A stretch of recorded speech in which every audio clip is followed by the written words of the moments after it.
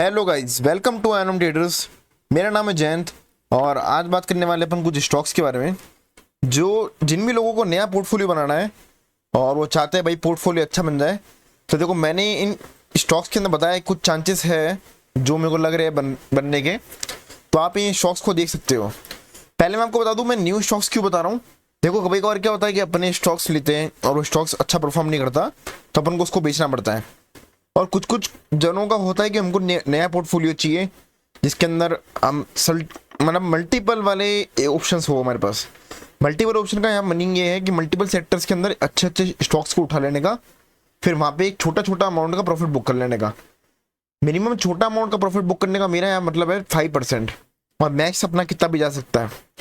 लेकिन मिनिमम 5% और 10% ये बुक करना है। कब करना है कि ये आपको आइडिया रहना चाहिए और वो आपका फिक्स अमाउंट होना चाहिए। अगर आपका ये फिक्स कर रखा है अपने अमाउंट कि एक शेयर अगर आपने ले लिया यहाँ पर जो चल रहा है 70 के ऊपर, और अगर आपने फिक्स कर रखा है उसको कि आपको 98 पे सेल करना है, तो आपको उसको सेल करना ही करना है। आपको आंख बंद करके इस स्टॉक को सेल करना है, तो ही आप प्रॉफिटेबल में रहोगे। अगर आप 98 पे प्रॉफिट नहीं करते तो ये वाला चांस फिक्स है कि वो 98 से पक्का रिजेक्ट हो जाएगा। ठीक है गाइस। अब ये स्टॉक्स हैं जो चांसेस वाले स्टॉक है जो मैंने बता रहा हूँ यहाँ पे। इन स्टॉक्स को आप ले सकते हो, लेकिन इन स्टॉक्स को आप लेोगे तो देखो फिक्स कुछ भी नहीं है। मैं आपको पहले बता दूं, फिक्स कुछ भी नहीं है। एक अनसर्टेनिटी रहेगी कि ये टारगेट दे या नहीं दे। लेकिन ये स्टॉक्स मैंने 500 के अंदर अंदर लिए स्टॉक्स, आप देख सकते हो यहाँ प्राइस। ठीक है गाइस। और एक स्टॉक और है जो मैं आपको बताने वाला हूँ एंड के अंदर, वो मैंने इसके अंदर ऐड नहीं करा है। ठीक है गाइस, तो आपको ये चीज़ें ध्यान रखनी है। तो आज बात करते हैं। देखो, एक स्टॉक है जो एनएचपीसी है। देखो, एनएचपीसी क्या करता है, इलेक्ट्रिकल यूटिलिटी है ये। तो एनएचपीसी के बारे में अगर यहाँ पे सर्च करें अपन, एनएचपीसी लिमिटेड, तो NHPC limited is a mini Ratna category public sector utility is government of India flagship hydro electricity generation company.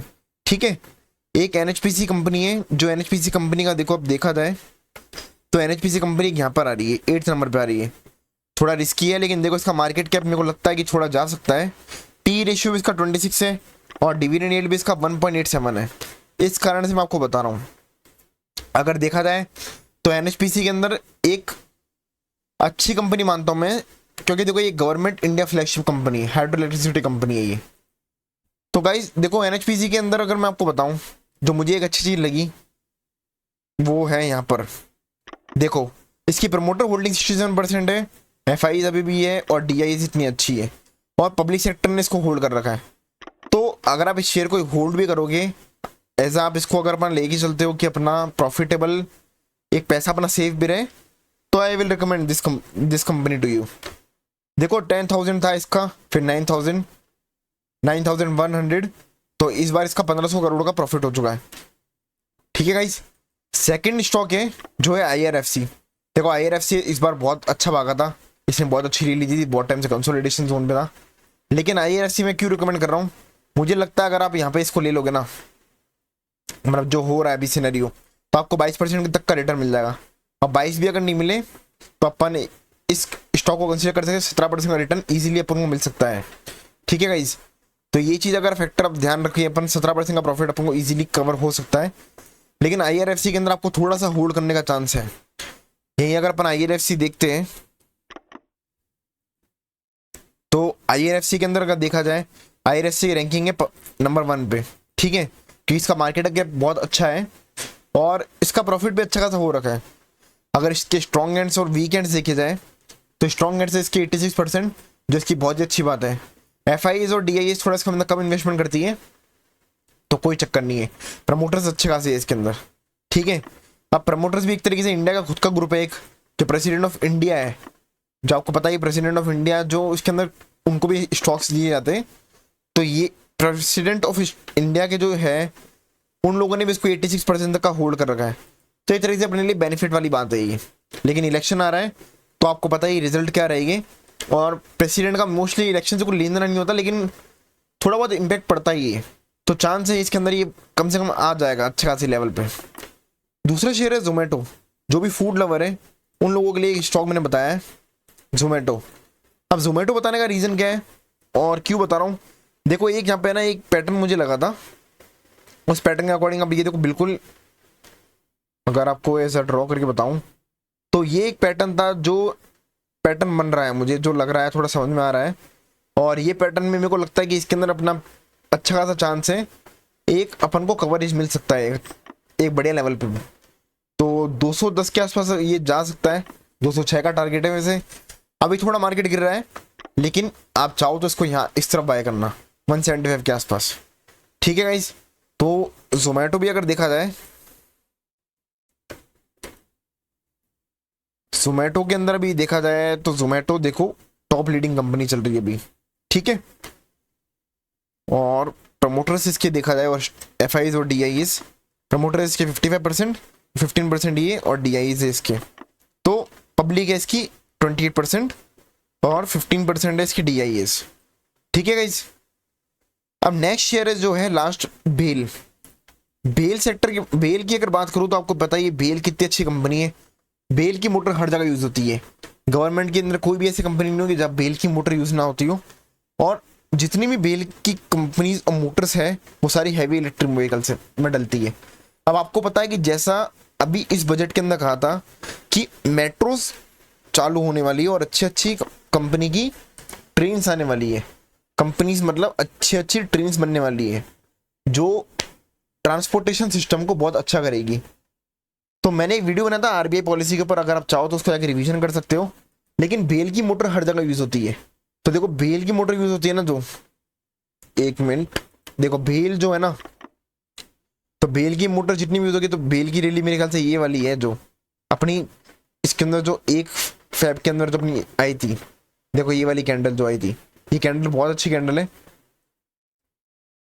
उस एक दिन में 0.64 भाग गया था बेल, ठीक है। और आईआरसीटीसी के स्टॉक से वो इसलिए ही भागे थे, यही रीजन था। अब गाइस एक चीज मैं आपको बताना चाहूंगा, बेल के अंदर आप इन्वेस्टमेंट कर सकते हो। देखो बेल को अगर मैं खोलता हूं तो बेल भी एक तरीके से 3rd नंबर पे कंपनी है। तो बेल एक शानदार कंपनी मानता हूं मैं। बेल एक तरीके से ऐसी कंपनी है जो अच्छा खासा रिटर्न देती ही देती है और इसको आप लॉन्ग टर्म होल्ड कर सकते हो, ठीक है गाइस। तो मेरे ख्याल से आप आंख बंद करके जा सकते हो इस कंपनी के अंदर। थोड़ा आपको पेशेंस रखना पड़ेगा इस कंपनी के अंदर, लेकिन रिटर्न ऑफ इन्वेस्टमेंट, जो रिटर्न ऑफ इंटर आरओआई जो बनेगा आपका, रिटर्न ऑफ इन्वेस्टमेंट जो बनेगा आपका, वो आपका एक अच्छा बन सकता है बेल कंपनी के अंदर, ठीक है। इसका डायग्राम था जो मैंने, हाँ, तो 10% तक का चांस है, मिल सकता है, क्योंकि ये थोड़ा कंसोलिडेशन जोन में आ चुका है और ज़्यादा से ज़्यादा अगर नीचे आएगा तो यहाँ पर आ सकता है।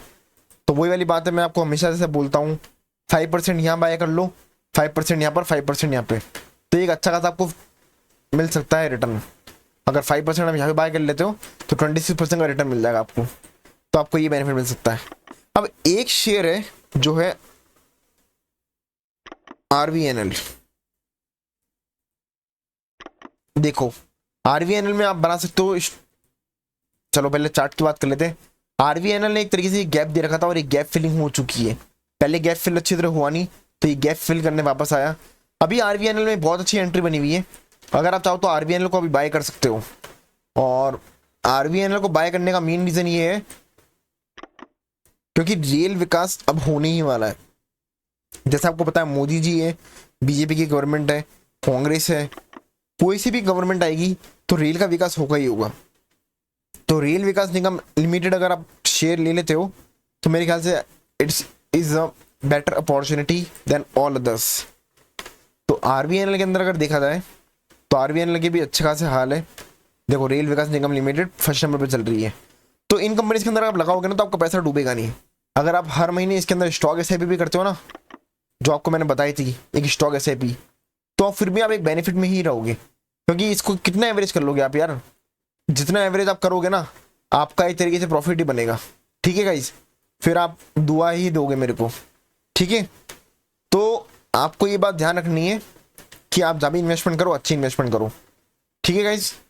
So thank you so much, और वीडियो को लाइक करना, शेयर करना, और शेयर करिए अपने दोस्तों के साथ जो भी इन्वेस्टमेंट करना चाहते हैं। और ये पोर्टफोलियो मैं एक तरीके से इजी पोर्टफोलियो बनाना चाहता था, न्यू पोर्टफोलियो बताने के लिए।